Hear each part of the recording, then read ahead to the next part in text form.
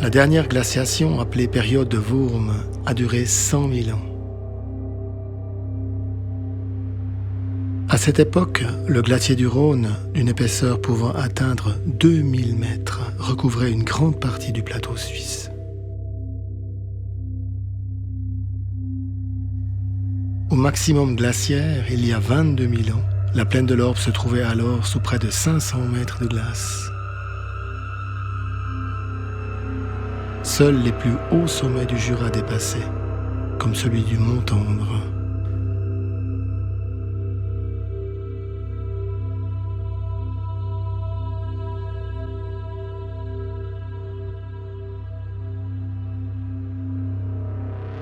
À la fonte du glacier, un grand lac s'est d'abord formé, du massif du Mormont à Soleure. Puis les eaux se sont évacuées. Du grand lac de Soleure n'ont subsisté que les 3 lacs de Neuchâtel, Bienne et Morat.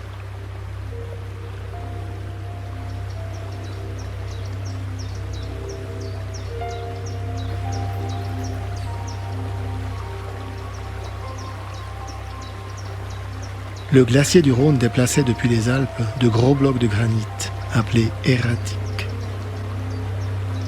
On peut encore les apercevoir un peu partout, au Vuilly, ou comme ici, à Pierrabaut. Ce bloc provient du massif du Mont Blanc.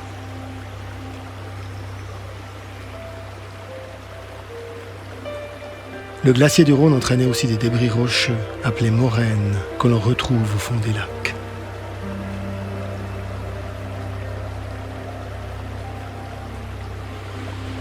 De ces moraines glaciaires sont extraits les sables et graviers exploités de nos jours, comme ici, à Vaumarcq.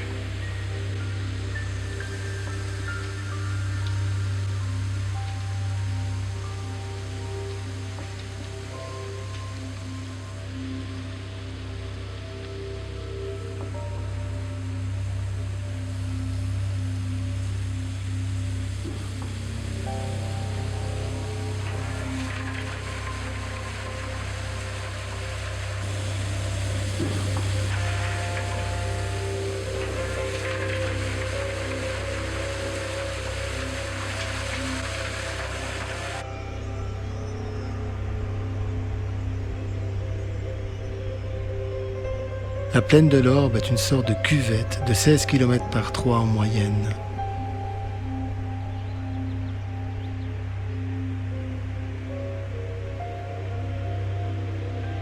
Elle s'étend du Mormont au lac de Neuchâtel. Autrefois, comme ici en 1699, de vastes marais recouvraient une grande partie des terres.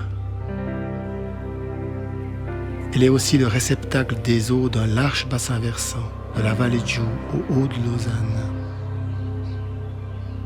Les rivières Orbe, Nozon, Talent s'y rejoignaient en son milieu.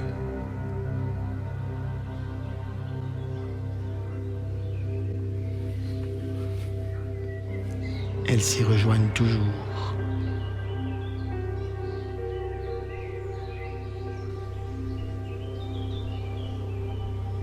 Ces eaux peinaient souvent à s'évacuer, inondant de larges étendues de la plaine.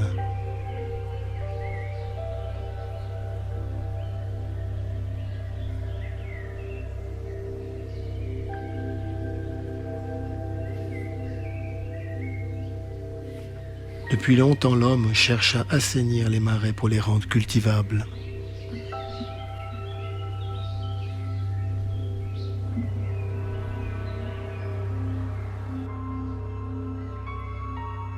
La capitale de l'Helvétie romaine, Aventicum, 20 000 habitants, est construite en partie à l'aide de pierres transportées du lac de Neuchâtel sur des barques à fond plat.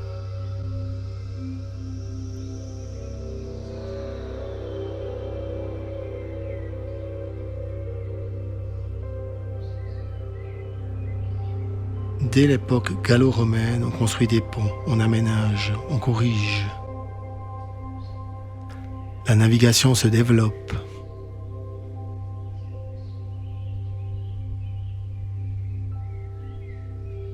En 1637, Berne accorde une concession pour un canal navigable qui irait du lac de Neuchâtel au Léman, à travers la plaine de l'Orbe.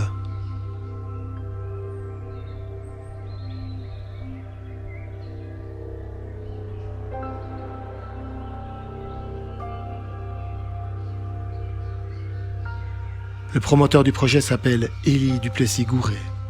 Il a l'appui d'investisseurs hollandais. Il ne réunit que 66% du capital, mais il accepte, avec ses associés, de prendre le risque de lancer tout de même le projet.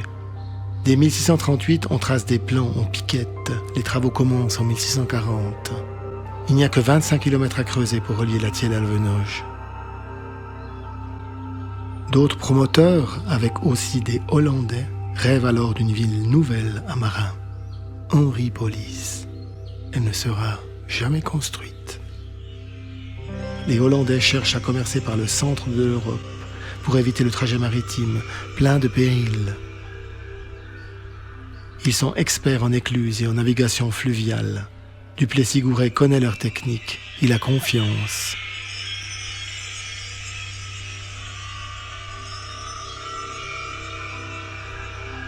La Thièle est navigable d'Yverdon à Esserpité.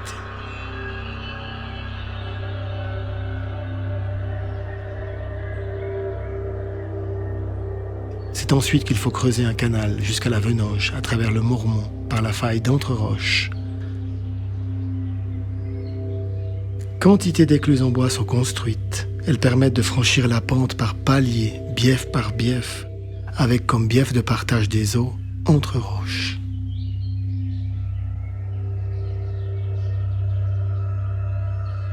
Chavornay compte plusieurs écluses et un port, le port du Talent, où on chargeait des barques à fond plat, appelées raselles. En 1642, Entreroches est atteint, puis Cossonay en 1645, lorsqu'un terrible éboulement se produit au fond de la Cluse, après des pluies continuelles.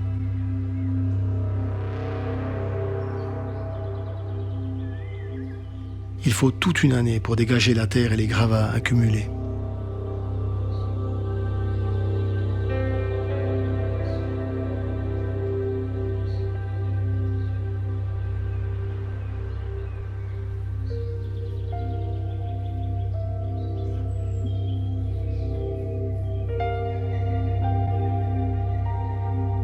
Pour tenir les flancs des coteaux, les promoteurs font construire de coûteux murs en pierre sèche, fragilisant une entreprise financièrement déjà bien fragile.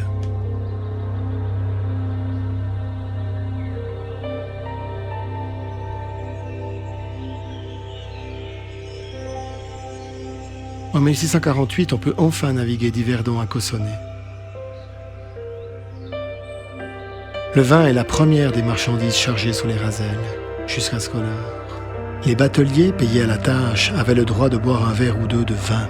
Dans les brumes de la plaine, ils abusaient sans vergogne. Pour dire ivre, on dit toujours « aller sur Soleure ». Des lettres de voiture accompagnaient chaque voyage.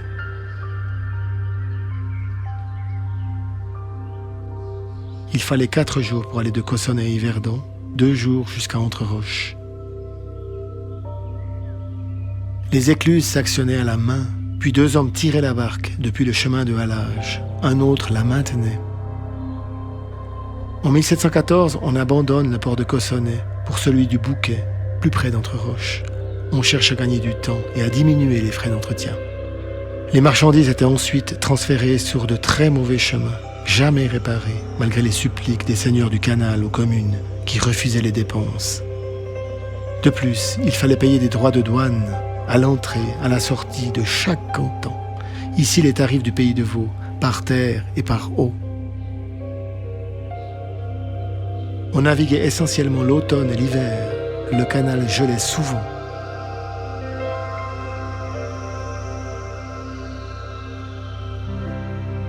Des inondations s'y ajoutaient, ralentissant les voyages. En 1829, l'aqueduc en bois de Chavornay, qui permettait aux Talents de passer par-dessus le canal, s'effondre. La navigation est coupée. Le canal était déjà en grave difficulté financière. C'est la faillite et la fin d'une fabuleuse aventure de près de 200 ans. Yverdon ne verra plus jamais passer les raselles. Plus tard, une étude sera tout de même encore lancée. Avec un canal amélioré, il faudrait 1 jour entre Yverdon et Lausanne. Avec le train, 1 heure. Le train remplace donc le canal.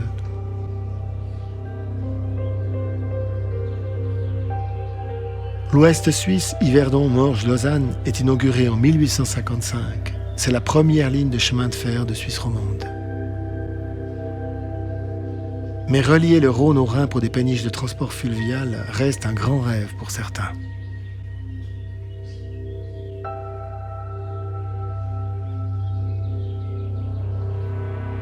Les promoteurs du canal Notre-Roche avaient tenté d'assainir des marais sans réel succès. Les problèmes venaient de l'aval, vers les lacs, le Seeland, l'Aar.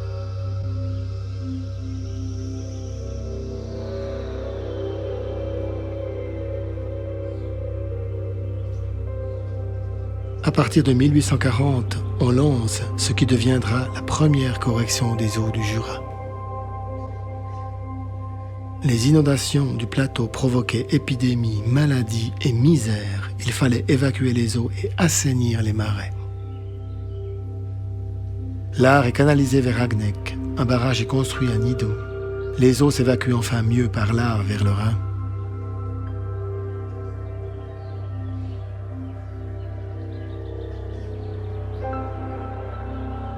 L'île Saint-Pierre devient alors une presqu'île.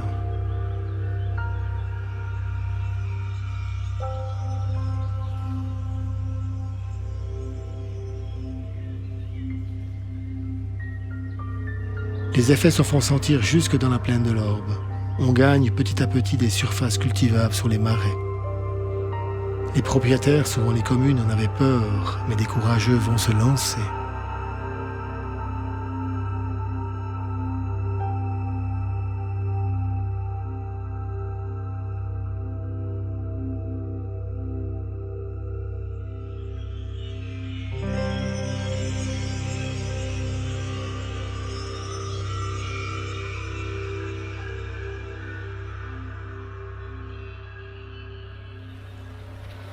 Pendant la Première Guerre mondiale, on exploite à Tourbe, à Bavois, Orny, Arnay-sur-Aube, Pompaple, Chavornay. On l'appelle le charbon du pauvre.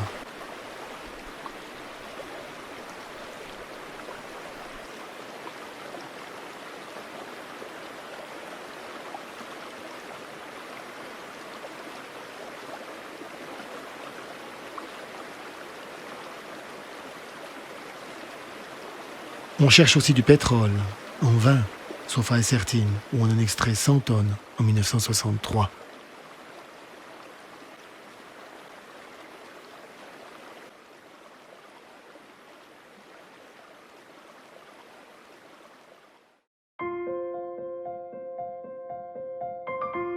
Après la Première Guerre mondiale, les marais sont petit à petit mis en culture.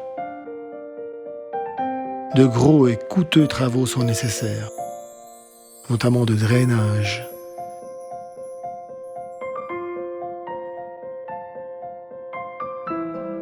Une nouvelle coopérative voit le jour, les cultures maraîchères, ou SGG, avec le soutien de la COP.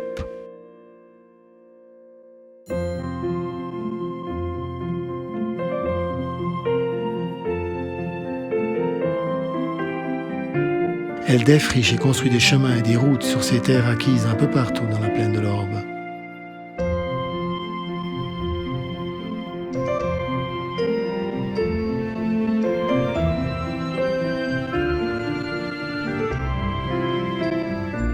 À Orbe, une colonie agricole est créée pour les condamnés à l'internement. Mission des prisonniers, dessécher des marais et les cultiver. Avec 364 hectares, c'est aujourd'hui le plus grand domaine agricole du canton. Les procédés qui ont fait leur preuve au Seeland sont employés avec succès dans la plaine de l'Orbe. Les cultures maraîchères, à la pointe de la technique, donnent l'exemple à suivre aux autres agriculteurs.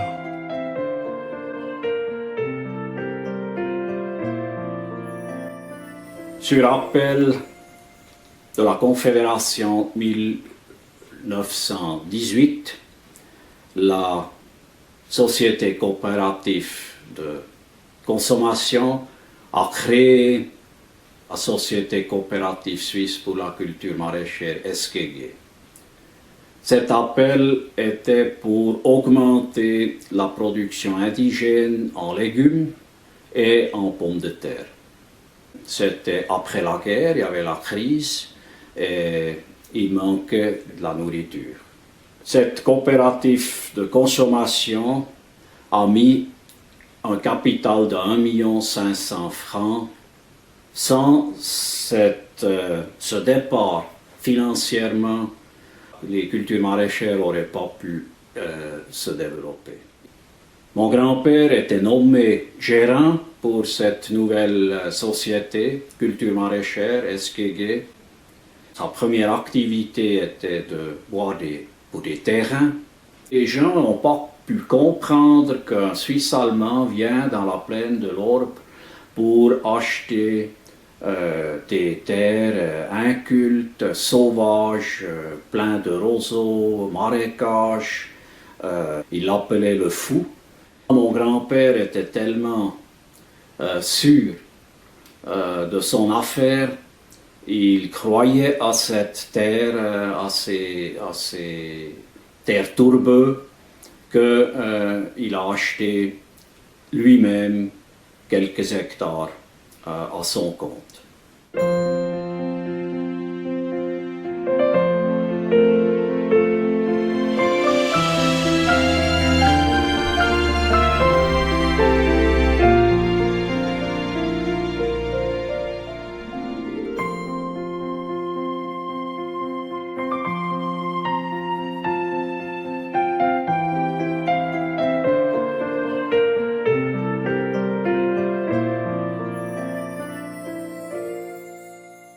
Ils ont commencé tout de suite à planter sur les meilleurs champs des pommes de terre, la variété Ackersegen, une très vieille, robuste variété. Ils ont semé du seigle de Witzwil aussi, une variété qui était bien adaptée au marais.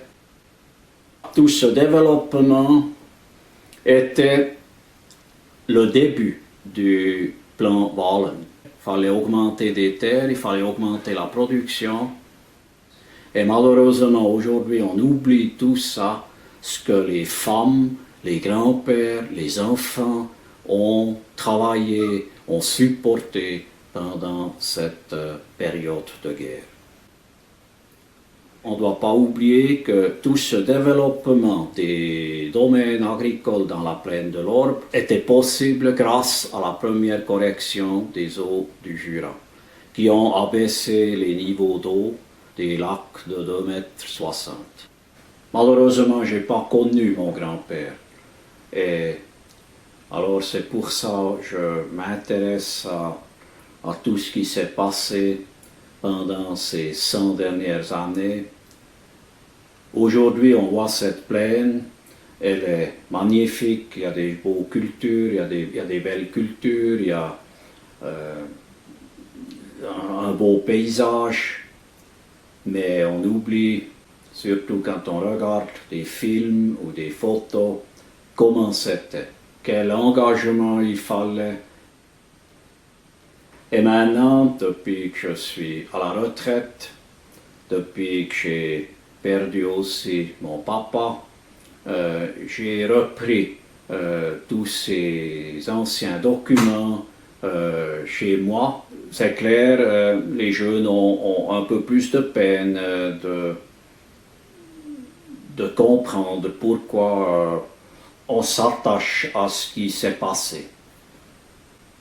Mais sans ça, sans la correction des eaux du Jura, sans la deuxième correction des Jura, sans la pauvreté pendant la première guerre, les années de crise, la deuxième guerre, toutes ces situations où il fallait trouver une solution pour survivre, on ne serait pas là.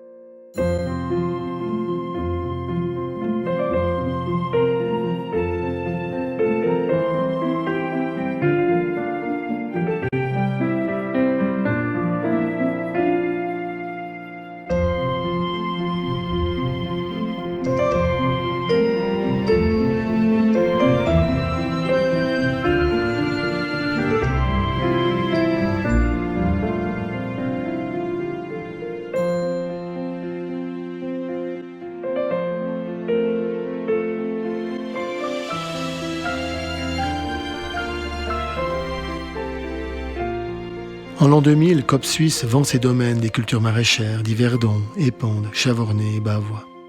Des maraîchers et des agriculteurs, parfois leurs gérants, les rachètent et perpétuent leur exploitation. Aujourd'hui, c'est près de 10% des oignons, carottes ou salades du pays qui sont produites dans la plaine de l'Orpe. La vie n'est pas un lent fleuve tranquille. Les efforts faits dans le passé devront être inlassablement répétés, au risque de voir la minéralisation ou les inondations empêcher toute culture dans une grande partie de la plaine de l'Orpe.